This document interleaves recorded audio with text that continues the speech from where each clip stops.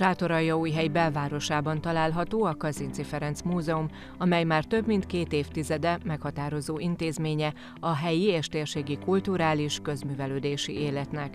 Látogatóként érdemes betérni, hiszen nem csak az impozáns épület, hanem sok izgalmas állandó és időszaki kiállítás várja az érdeklődőket.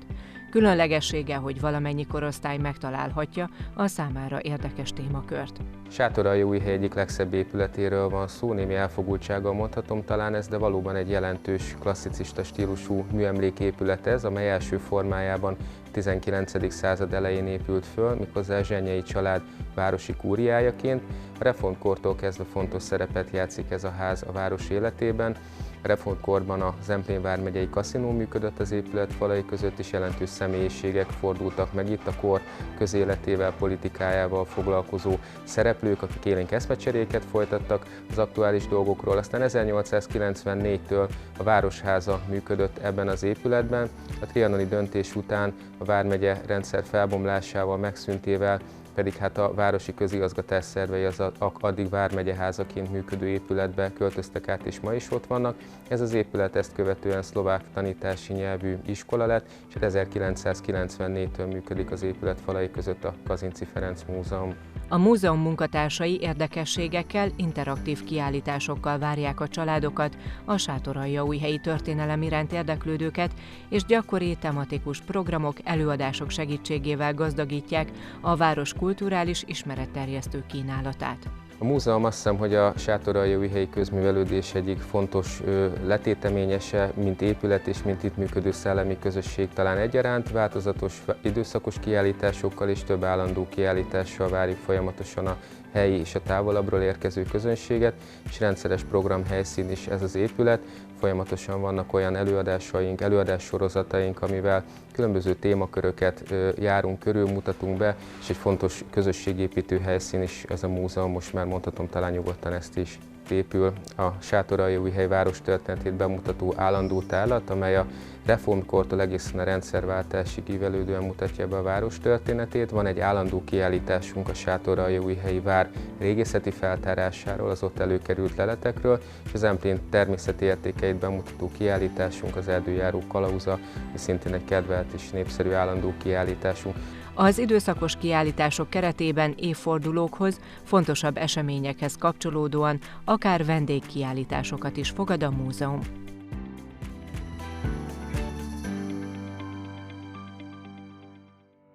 Sátoraljaújhely belvárosában, impozáns környezetben található a Magyar Nemzeti Levéltár Borsod-Abaúj-Zemplén megyei levéltárának Sátoraljaújhelyi fiók levéltára. A polgármesteri hivatalként működő épületben ma a levéltár egyedülálló történelmi iratanyaggal és múlttal rendelkezik. A Zemplén vármegye levéltára azért különleges, mert az iratanyaga a koraújkortól kezdődően a 16. század közepétől nagy mennyiségben maradt fenn. Ugye ez elsősorban az 1558-1950 közötti időszakból Zemplén vármegyének a levéltárát őrzi, hiszen maga a vármegyeháza is Zemplén vármegye levéltárának adott helyet.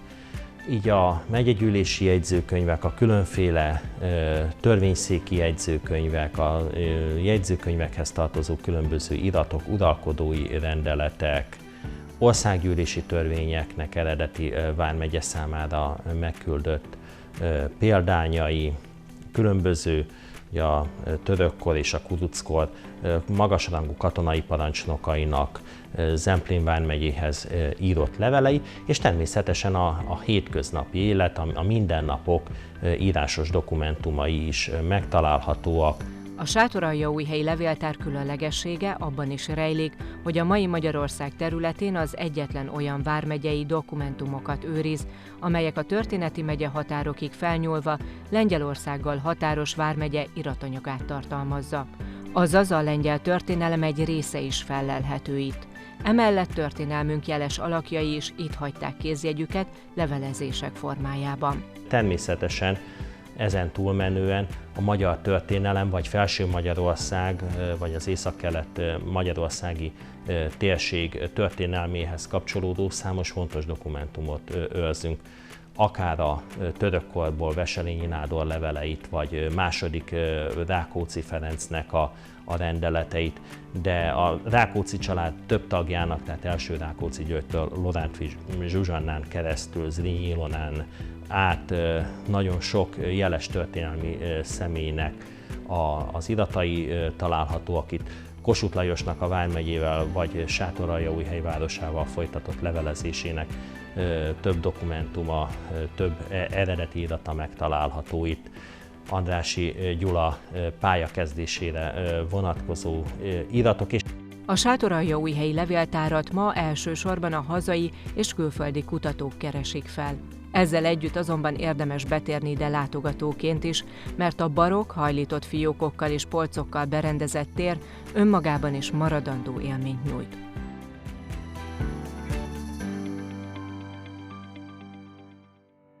A Cigándon található Bodrogközi Múzeum porta egy 14 egységből álló néprajzi múzeum, mely betekintést nyújt a régió múltjába.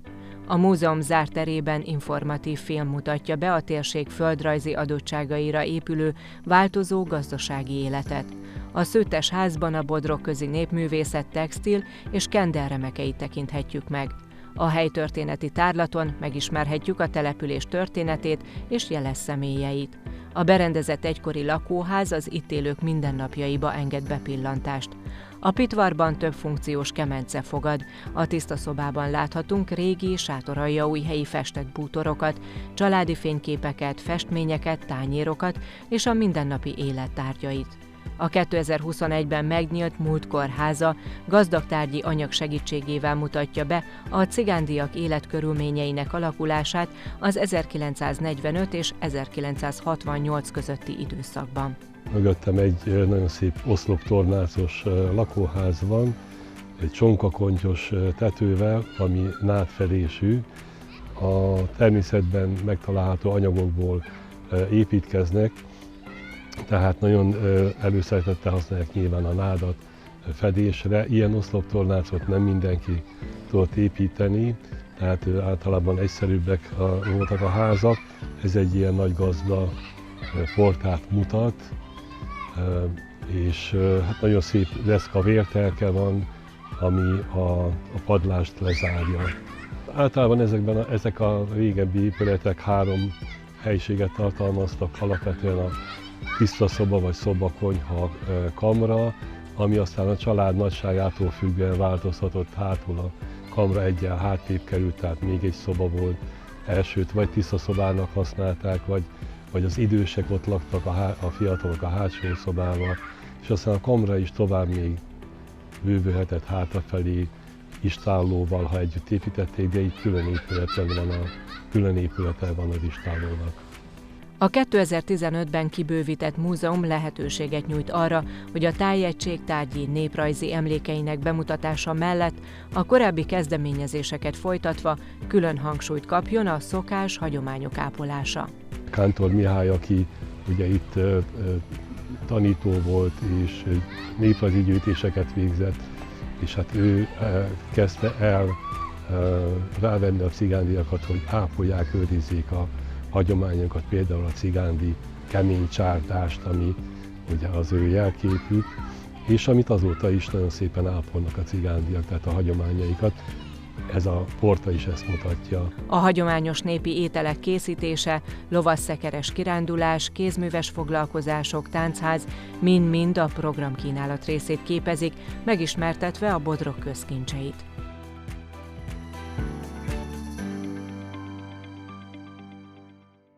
A Bodrogköz volt a honfoglaló magyarság egyik elsőként benépesített területe. Legalábbis erre utalnak azok a leletek, amelyek a Kárpát-medence eddig ismert leggazdagabb honfoglaláskori temetőjéből kerültek elő Karos település határában. A mocsárból, vizanyos területekből kiemelkedő homokdombok, dombhátak voltak a megtelepedésre alkalmas területek és a temetkezésre alkalmas területek is, és ezek a leletek nem csak a karosi, hanem a környéken előkerült más honfoglaláskori leletek azt jelentik, azt bizonyítják, hogy itt valójában egy olyan hatalmi centrum alakult ki, ami a 8.-9. század fordulójától nagyjából a 10. század derekáig bizonyára az ország egyik központi területe volt. A legelső leletek, honfoglaláskori leletek 1899-ben kerültek elő, majd ugyanazon a területen 1935-ben szintén földmunkák során újabb honfoglaláskori sírok bukkantak elő, akkor már régészeti feltárásra is sor került. A Magyar Nemzeti Múzeum irányításával 13 sírt tártak föl, de sajnos nagyon sok temetkezés megsemmisült ebből a temetőből, amely később az 1-es számú karosi temető nevet kapta.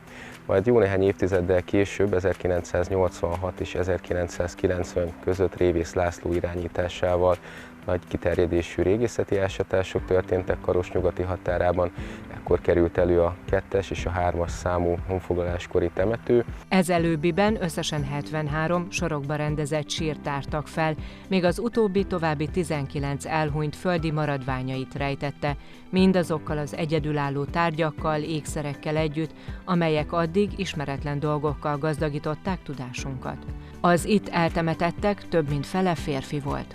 Férfiak, felnőttek, harcosok voltak, olyanok, akik részt vettek nem csak a honszerzésben, hanem a kalandozó hadjáratokban is. Ruhadíszként, ruhára felvarva hordott pénzért még tulajdonképpen ezekre a kalandozó hadjáratokra utalnak, itáliai, illetve frank veretek kerültek elő a sírokból, és a kiemelkedő jelentősége a 2-es számú temető 52-es férfi sírja, egy úgynevezett vezéri sír, ahol különböző méltóságjelvények, fegyverek kerültek elő, egy nagyon szép tarsolylemez, egy szabja, és a 3-as temetőnek a 11-es számú sírja egy hasonló jelentőségű, szintén vezéri sír, ahol szintén különböző méltóságjelvények kerültek elő, a tarsolylemezen szabján túl egy olyan íjtartó tegez, ahol aranyozott ezüstveretek, egy nagyon szép napszimbólumot adtak ki. Tehát mindenképpen egy unikális leletegyüttesről van szó. A karosi honfoglaláskori temető szinte az év bármelyik szakában látogatható.